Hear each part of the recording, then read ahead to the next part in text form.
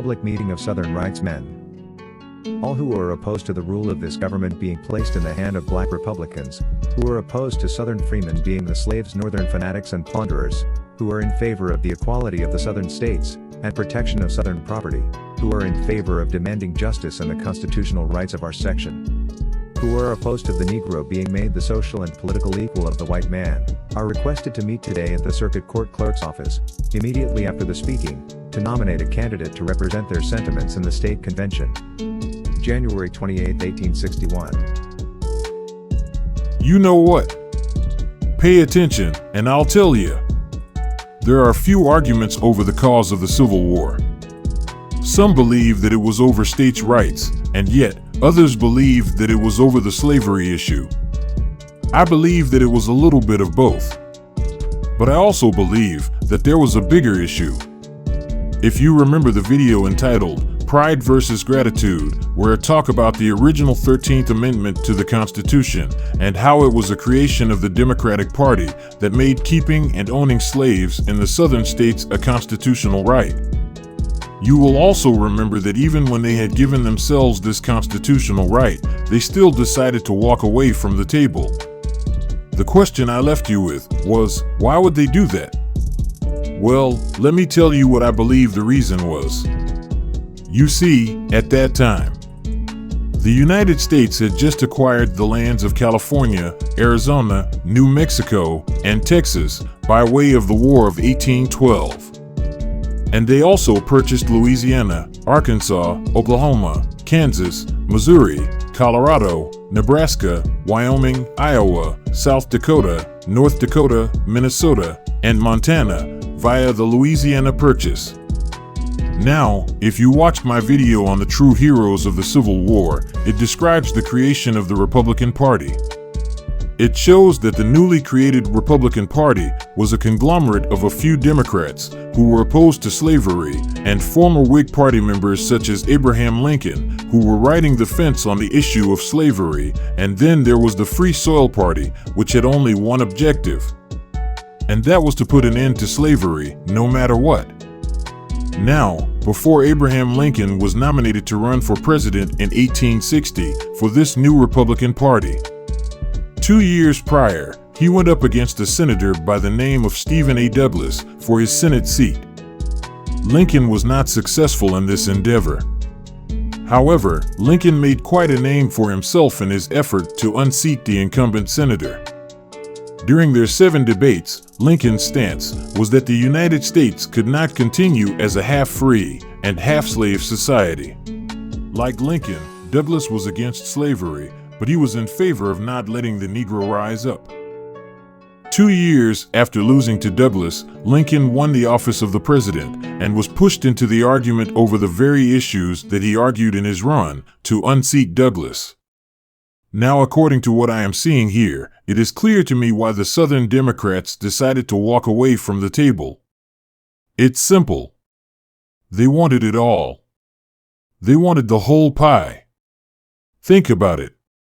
The Southern slave owners had all the money that they acquired off the backs of their slaves, and when they saw how the United States had just doubled in size, they got greedy. They wanted slavery to spread to the new states.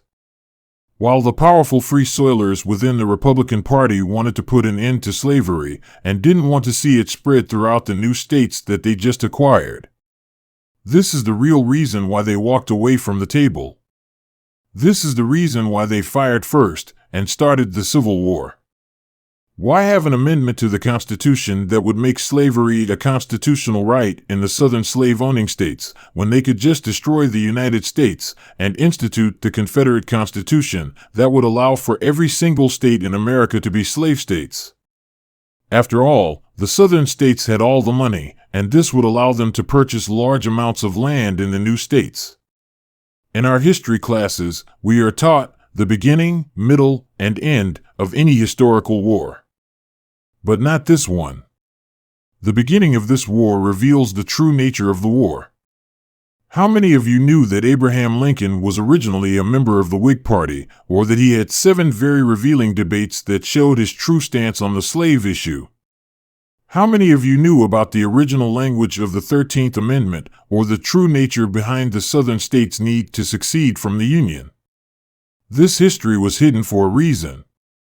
You see, when we are taught that Abraham Lincoln is the great emancipator that freed the slaves, we ignore the brave men of the Free Soil Party who were the guiding force behind the confiscation acts that were reluctantly signed by Lincoln. It was these acts of Congress that freed the slaves.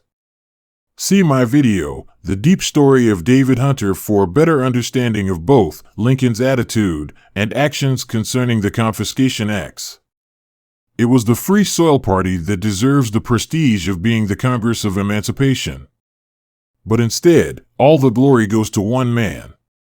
When we are taught that the Southern states simply wanted to fight to keep the institution of slavery, we ignore the fact that not only did they want to keep it, but they also wanted to expand it.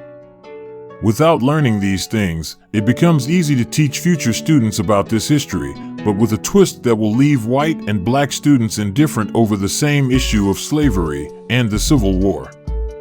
There are many white students who grew up not knowing the sacrifice of the United States colored troops and how they fought for their freedom and also to save the Union in order to secure that freedom. They believe it was Abraham Lincoln and the United States Army alone that did this, thereby giving white students a reinforced sense of pride, while not knowing that the United States colored troops provided the final push that saved the United States from permanent extinction.